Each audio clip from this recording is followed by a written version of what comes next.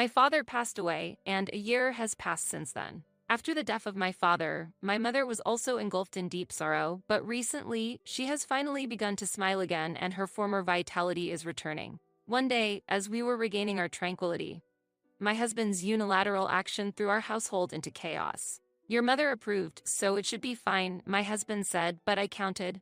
How can you think there's no problem?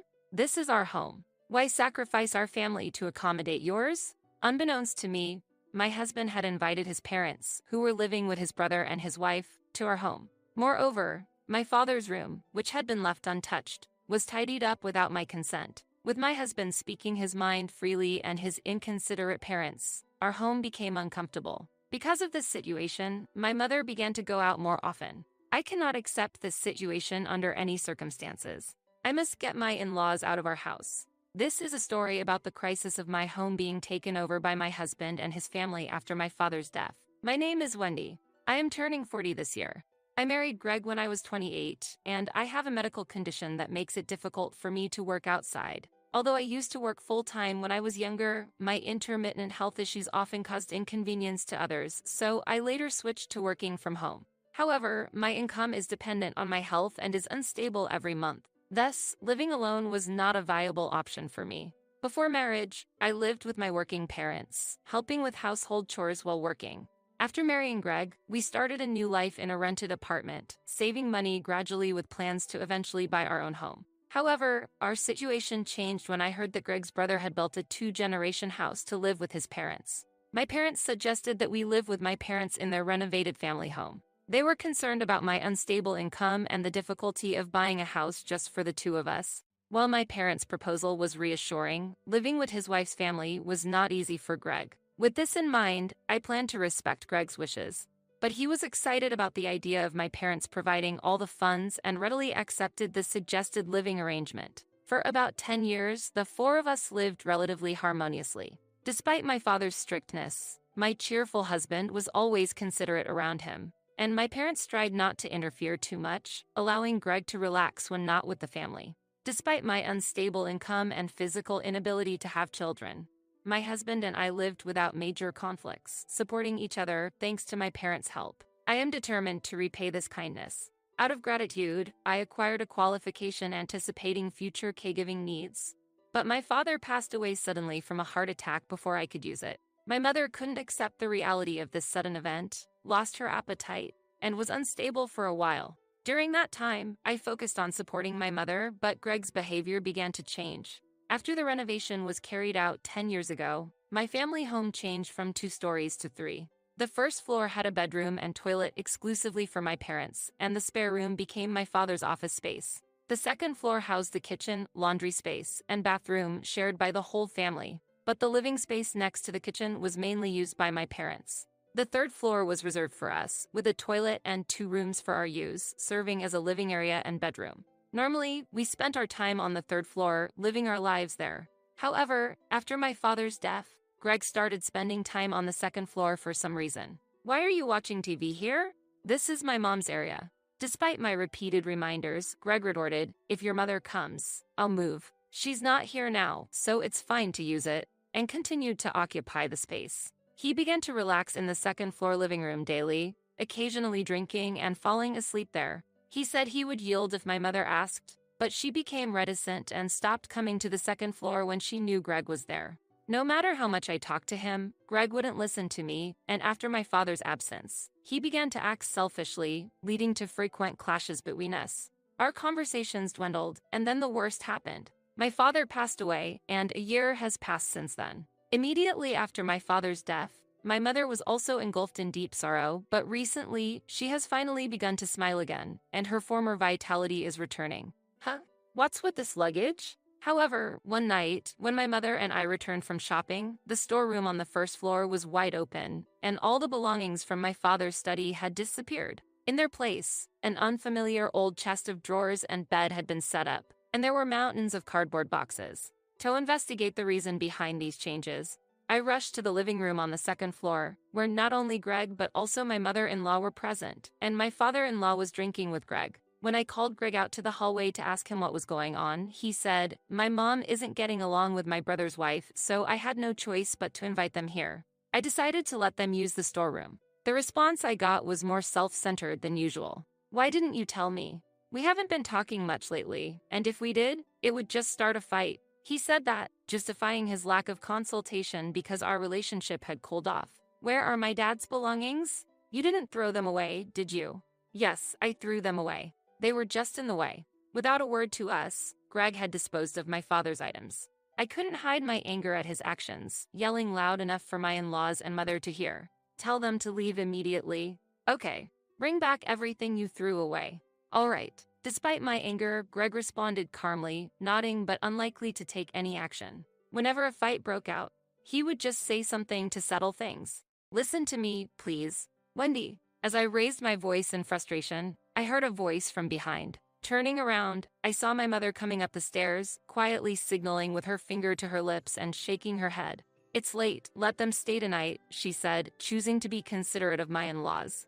Later, even when I tried to talk to Greg, he avoided the conversation, using his parents as an excuse. The next morning, while I was reminiscing about my father, Greg passed out drunk in the living room. The table was cluttered with dirty dishes, adding to my frustration. As I was about to start doing the laundry to avoid cleaning up, my mother-in-law threw some laundry at me, saying, Wendy, can you take care of this too? Wendy, you are wonderful. Not only do you wash for your own family, but you also take care of your parents' laundry. Amy only takes care of her own family, she complained, naturally expecting me to do the laundry and expressing dissatisfaction with Greg's brother's wife. Does she really intend to live here? This is the house that my parents built. After my mother-in-law left, I tried to wake up Greg, who was sleeping in the living room, but he was groggy and wouldn't wake up. Eventually, I returned to the bedroom on the third floor and called Greg's brother. Yeah, I've heard about it from Greg. You told me he informed you, but I was not aware of any of this. This is the Owen family house, so it's difficult for the Anderson family members to live here. Please come and take them back. Handing over the laundry, I felt a sense of urgency. If I didn't act quickly, they would end up staying longer. I requested they be picked up, but Greg's brother immediately replied, I've told Greg as well, but it seems the relationship between Amy and our mother is beyond repair, and it looks like our mother doesn't want to live here either. I'm sorry, but you'll have to manage. Wait, just a minute. Ignoring my words, he unilaterally pushed the responsibility onto me, cutting off the conversation. Both brothers were beyond my control. Despite my concerns, I headed back to the second floor where Greg was. Mom. My mother was in the living room, tidying up the messy room even though she had just woken up. I'll clean up here, so Mom, please go wash your face. I should have left it to Greg, but in the end, I had to handle it myself. While my mother was in the washroom, I was doing the dishes when I realized Greg had woken up and was opening the refrigerator behind me. I drained the water and immediately resumed the conversation. Did you really get rid of Dad's belongings? I asked, to which Greg replied, How many times do I have to say it? Yes, I threw them away. Without consulting us. How can you do such a thing without involving us, the family?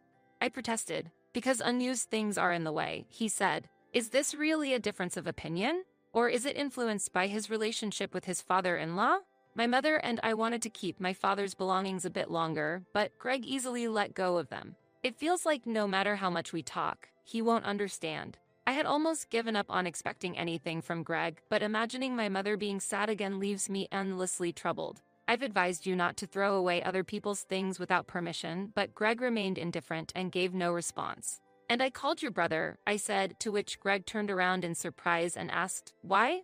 I asked him to come pick them up. This is our family's home, so it's impossible for us to live together with your parents. Well, he said. The moment I relayed the conversation with his brother, a deep frown formed on Greg's forehead, and he raised his voice. Are you belittling my parents? I clearly stated that there's nowhere else for them to go. Overwhelmed by his angry words, I reflexively counted. You say there's nowhere to go, but isn't your brother's house an option? Why not choose that?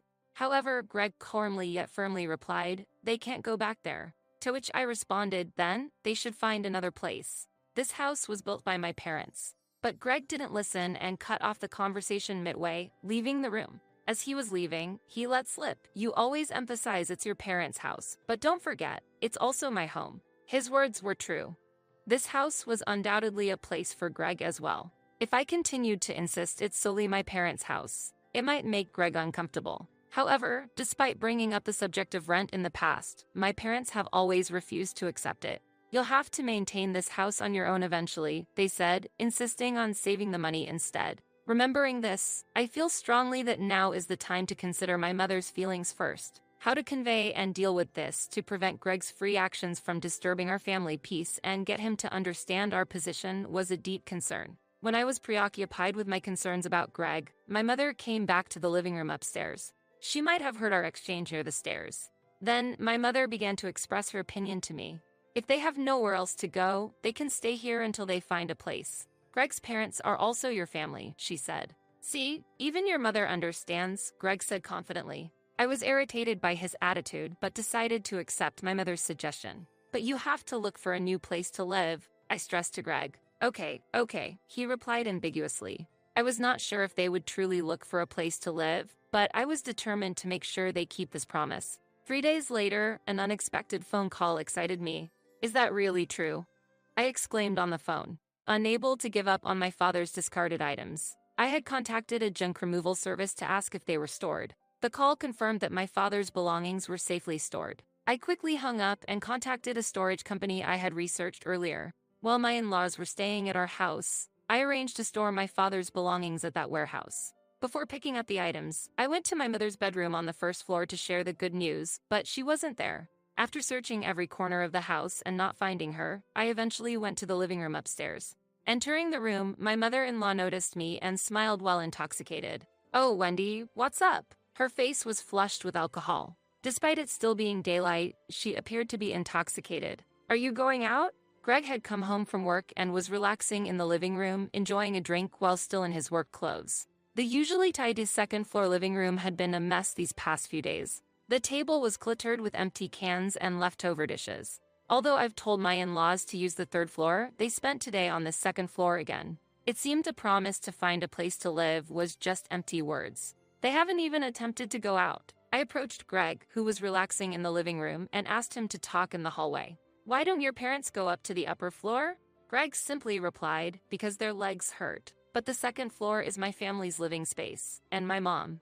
I said, to which he retorted, "You want people with sore legs to climb the stairs? It would be better if your mother moved upstairs." Arguing with Greg is always difficult. In the brief exchange, I grew tired and shifted the topic to inquire about my mother's whereabouts. "What? She went to a net cafe?" I was surprised at Greg's answer. I couldn't agree with what Greg said. "Yeah, she said she's going out with friends." "Your mother is quite modern and youthful, isn't she?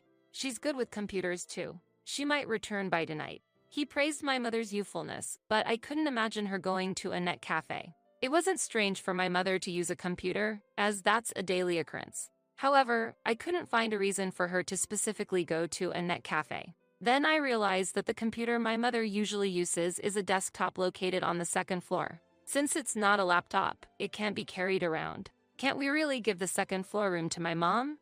I implored Greg again. The second floor has important family items for my mother and the computer she uses daily. There's no TV in the first floor bedroom to entertain her, and she must be at a loss for how to spend her time. Greg answered in an annoyed manner. "My parents are here because they have sore legs. Your mother understands, so there shouldn't be a problem." But I counted. How can you say there's no problem? This is the Owen family's house. Why should my mom be displaced while your parents relax here? Greg seemed unable to understand my feelings. My mother went to the net cafe because she undoubtedly felt she had lost her place in this house. The excuse of going out with friends was likely just that, an excuse. I internally surmised that my mother said that out of consideration for Greg, but he seemed to take her words at face value. You always think only of your own parents. My parents aren't familiar with this area.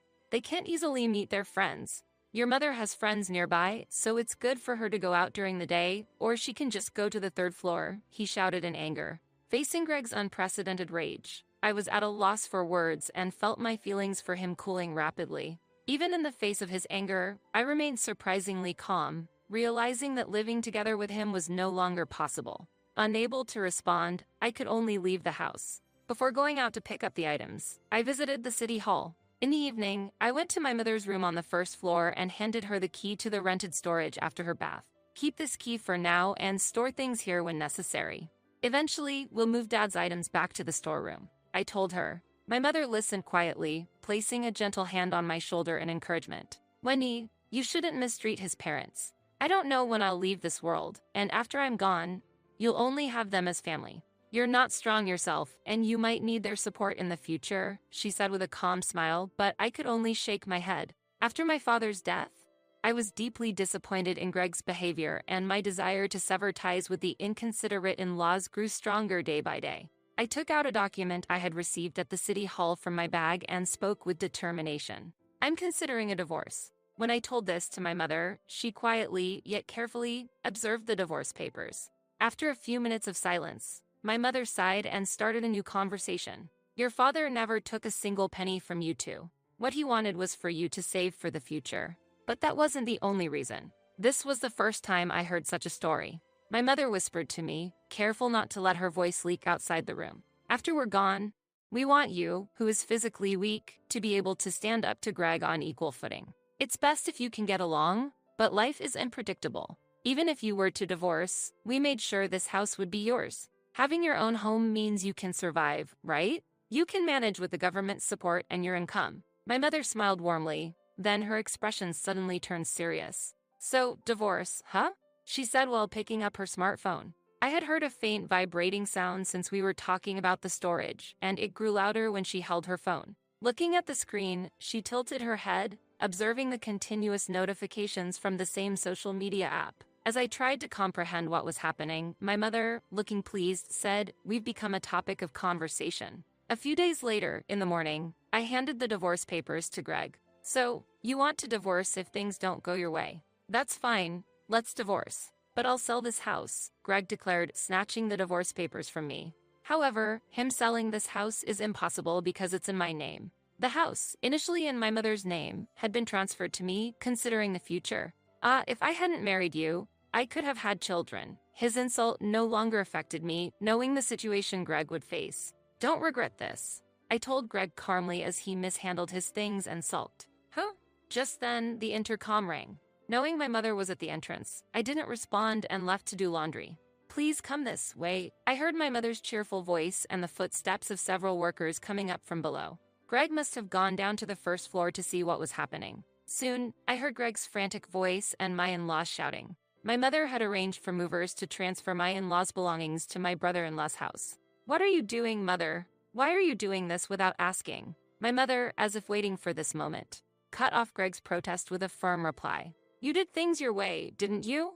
When Greg threw away my father's belongings, my mother, thinking about my future after she was gone, chose not to say anything. If you're going to divorce, there's no need to endure anymore, my mother declared and decided to swiftly evict my in-laws from the house. While Greg tried to stop the movers, he received a call. Huh? News. On the phone, with his smartphone pressed to his ear, he hurriedly turned on the TV. The call seemed to be from a friend, judging by the conversation. The TV showed a morning program reporting news based on information from social media. What? Is this about us? Greg was shocked to see our house's photo on TV. I never imagined my mother had been venting her frustrations on social media. I remembered the night I talked about divorce a few days ago. We've become a topic of conversation. She showed me the screen of the app now featured on the TV. My daughter's husband is causing trouble. We might lose our house. My mother's post, starting with this statement, garnered many likes and retweets, eventually attracting a major newspaper's request for an interview. Although my mother had no intention of giving an interview, she replied and cooperated when she learned of my decision to divorce. As I watched our house on TV, my mother whispered beside me, "Now, Greg won't be able to stay here anymore." Her face was full of vitality. I watched Greg, who was panicking about the workplace finding out, with a cold gaze. The power of the media often exceeds expectations, spreading information rapidly and prompting people to investigate everything from the homeowner to the exact location. This wave of reporting could lead to unforeseen outcomes. Our family's experience is just one example. Later, photos of Greg, my in-laws, and our family were published online, bringing significant changes to our lives. He acted swiftly, submitting the divorce papers and leaving the house with his belongings. That might have been his way of resolving the situation. After his departure, our house finally regained peace after a long period of turmoil. My father's cherished items were safely returned to their original place in the storeroom. Now, my mother and I live quietly and peacefully. Of course, I consider the possibility of being alone in the future, but even then, I hope to cherish and protect this house, grateful for my parents. This house, inherited from my parents, is more than just a building. It holds memories, love, and family bonds. For me, this house is a precious place connecting the past and present, a symbol of hope for the future. That's why I feel it's my mission to care for and protect it.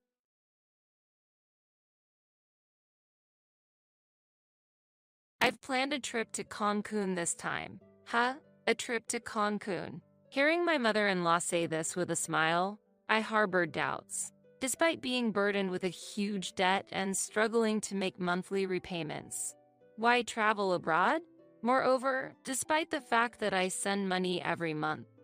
Why is she going to Cancun alone? I absolutely cannot accept this. This is no joke. As I raised my voice in anger, my mother-in-law looked puzzled. Yes, this was all my husband's scheme. I was shocked by this certain truth revealed by my mother-in-law. My name is Amy. I am 35 years old, working as a regular employee at a general company, living an ordinary life. 5 years have passed since I married Kevin. We had been living peaceful days without any major problems. However, suddenly a great trial appeared before us as a couple. This series of events was triggered by the recent death of my father-in-law. My father-in-law was a man of few words but gentle in nature, always caring for us as a couple. Thanks to him, I felt naturally integrated into my husband's family. That's why I couldn't accept his death. One evening, a little after his funeral, when things had calmed down, my husband suddenly started talking at dinner.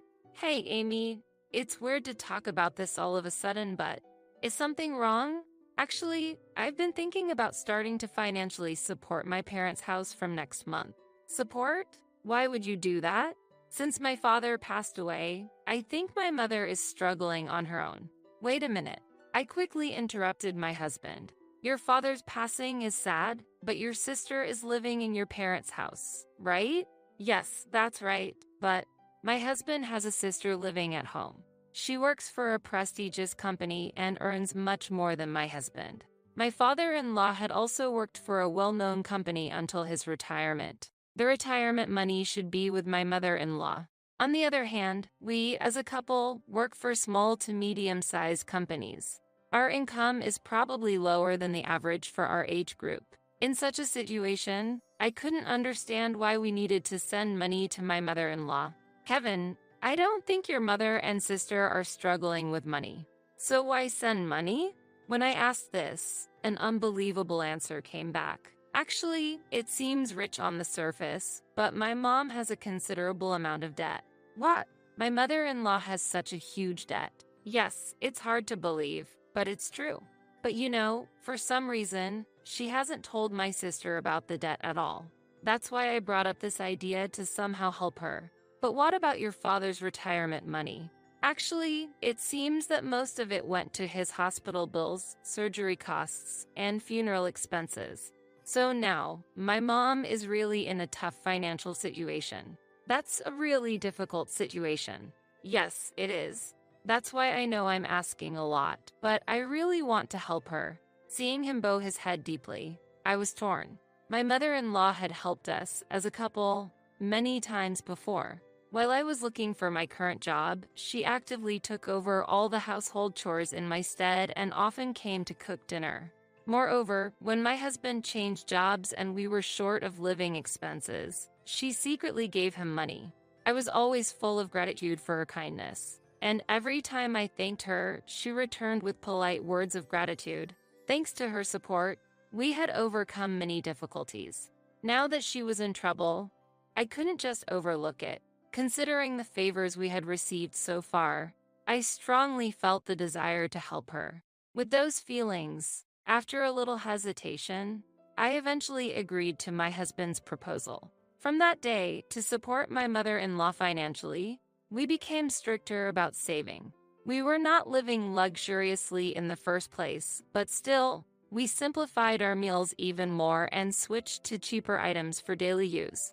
My husband started working late every day and came home late at night more often. And then, an incident occurred during these days. Perhaps due to accumulated fatigue, I developed a fever and fell ill. When I was preparing to go to the hospital after calling in sick to work, my husband said, "Wait a minute, Are you really going to the hospital? Yes, I am. Just a fever, isn't it? There's no need to go to the hospital for a mild fever, especially when we need to save money. What? I was surprised by his words, but managed to argue back. But what if it's a viral fever like the flu? We have fever reducers at home, right? Just take those and rest. You'll get better. Going to the hospital is a waste of money. That's not true. Listen to me. No matter what, don't go to the hospital. We're saving money, remember? After hearing those words, I had no choice but to rest at home, and ended up being bedridden for 3 days. Since then, my distress towards my husband gradually began to increase. Months later, to check on my mother-in-law's well-being, we visited my husband's parents' house. As I stepped into the living room, clothes and travel bags were scattered everywhere. Were you in the middle of sorting something out? I asked, and my mother-in-law replied with a beaming smile. Oh, actually, I'm going to Cancun this time. A trip to Cancun. Yes, that's right. Sarah said she would come with me. Amy, how about you? Do you want to come along? Really? As I was surprised, my sister-in-law, Sarah, next to me started clapping her hands with joy, saying, "That's a great idea. Wait, what is this? We've been sending them money, and they're happily planning a trip to Cancun. This can't be happening." Without noticing my speechlessness, my mother-in-law and sister-in-law continued to excitedly talk about the Cancun trip. I'm so excited. It's my first time in Cancun. My mother-in-law said, and Sarah replied, "Me too. And it's surprisingly affordable this time of year." Exactly, Amy. Don't worry. If you can come with us, we'll cover the travel expenses. My mother-in-law continued, "Really, we've been so grateful to you ever since Kevin got married," added Sarah. Unaware of my feelings, they were engrossed in their conversation. Finally reaching my limit, I confronted my smiling mother-in-law and sister-in-law, who were inviting me to the trip. Stop joking. A trip abroad. What are you really thinking? I raised my voice. What? Startled by my sudden reproach, my mother-in-law and sister-in-law froze with their mouths open. Even though they were shaken, they tried to calm me down. Amy, what's wrong? Did we say something odd? Maybe you don't like traveling? Did we invite you too forcefully? It's not about that. How can you even think of inviting me on a trip? Do you understand our situation? Amy, calm down. What caused you to be so angry? Really, if you have the means to go on a trip, I'd rather you pay off your debts first. What? Debts? I let all my feelings out towards them. We can hardly save money, and even when I'm sick, we can't afford to go to the hospital, yet we prioritize sending you money. And yet, how can you calmly plan a trip abroad? Please consider our situation a little. After pouring out all my emotions, I noticed tears streaming down my cheeks. Whether it was anger, sadness, or both, I wasn't sure. However, I was certain that the frugal lifestyle until now had been more painful than I thought. While crying, I collapsed on the spot. Seeing this, my husband rushed over in surprise. Hey, you. What are you saying to my mom? But, that's enough. We're going home. Kevin tried to pull me up forcefully. At that moment, my mother-in-law spoke up quietly. Wait a minute. What debts are you talking about? What? But didn't you have a huge debt? Surprised by my response, my mother-in-law's expression changed. There's no such thing. There's still my husband's pension and inheritance left, and I wouldn't be able to go on an overseas trip if I had debts. What? But in that instant, I realized the full picture of the situation. Anger welled up inside me. The reason why my husband's income didn't increase despite his daily overtime. Why I was the only one getting thinner and sick, despite the strict savings. And why my usually polite mother-in-law never thanked us for the money we sent. Then, I faced a shocking truth. The need for sending money, as my husband had been saying, was actually a fabrication. There was never a need to send them money. I could have gone to the doctor immediately when I got sick. I would have realized it if I had thought about it a bit more. Realizing this made the pointlessness of our past frugal life evident. But in our financially tight life, It had been hard to make a calm judgment. My mother-in-law and sister-in-law on the scene seemed to realize the truth behind my husband's words. They looked at Kevin with a doubtful gaze. "Kevin, what's the meaning of this? Amy says she was sending money because you had debts. What's all this about?" Kevin was clearly looking for an excuse. "No, it's different, actually." "How is it different? Explain it clearly. Make us understand. Talk properly." Well, I could see that he was still trying to control the situation. My love for him had completely faded. I confronted my confused husband directly. "What's all this about? There were no debts for your mother or sister. Where did all the money I gave you every month go?" He began to mumble his words. "Well, don't lie now. Tell me everything." The truth he revealed was something I found hard to accept. "Actually, I was invited by a colleague and ended up going to nightclubs."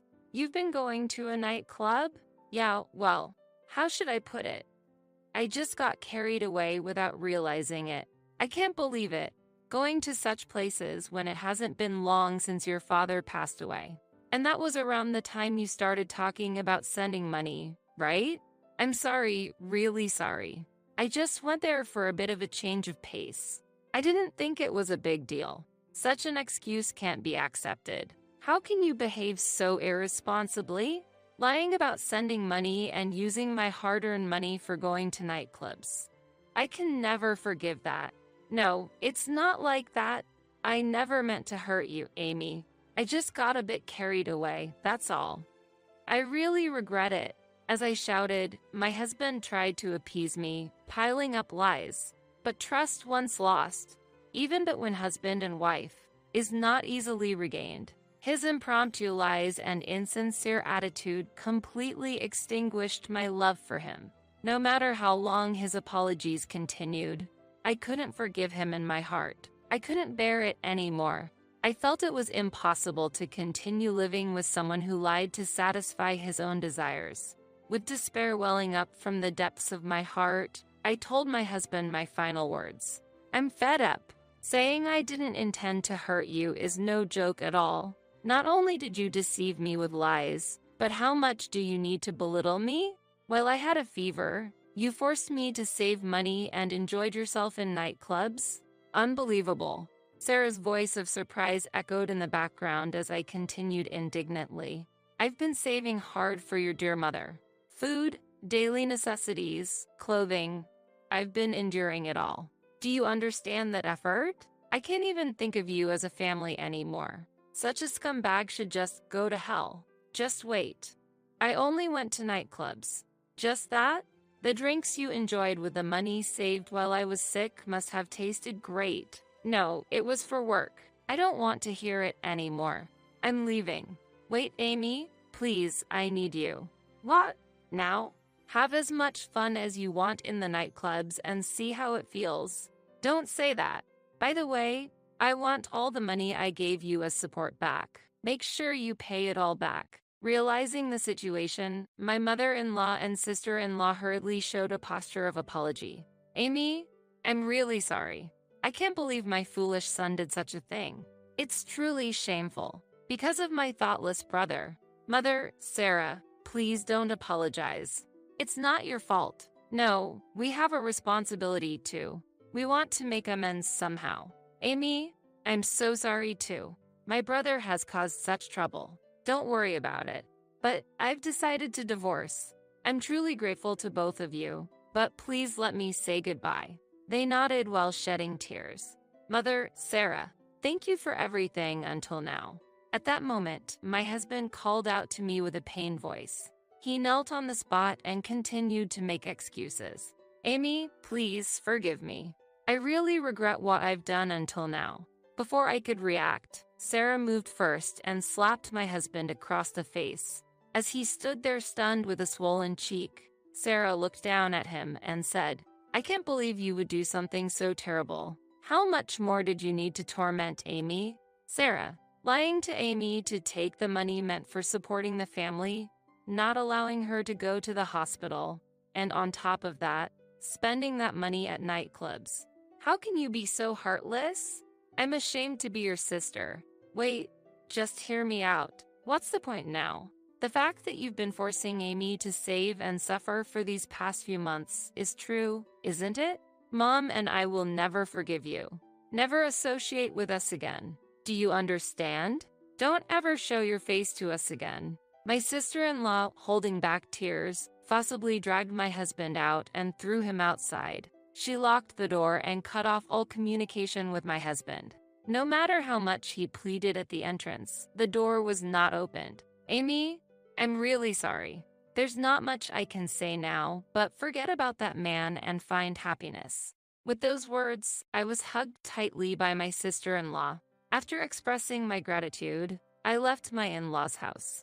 Then, I moved out of the house where I lived with my husband and found a new place near my workplace. Since I was already employed permanently, I didn't face much difficulty in living even after the divorce. I consulted a lawyer I knew to proceed with the divorce.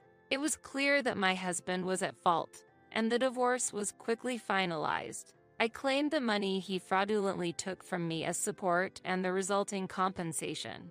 I made sure to collect the maximum amount. He ended up having to pay the compensation in a lump sum and is now living days incomparably harder than before. I hear he is consumed with endless overtime and working through the night. Naturally, he no longer has time to frequent the nightclubs he used to enjoy. Now, he's just an existence who works. After the divorce, I received several messages from my ex-husband. I was wrong, forgive me. I'm not going to nightclubs anymore. I don't want to get back together. I'm just really in trouble. Can you lend me some money? Please, you're the only one I can rely on. In the end, it's all about money.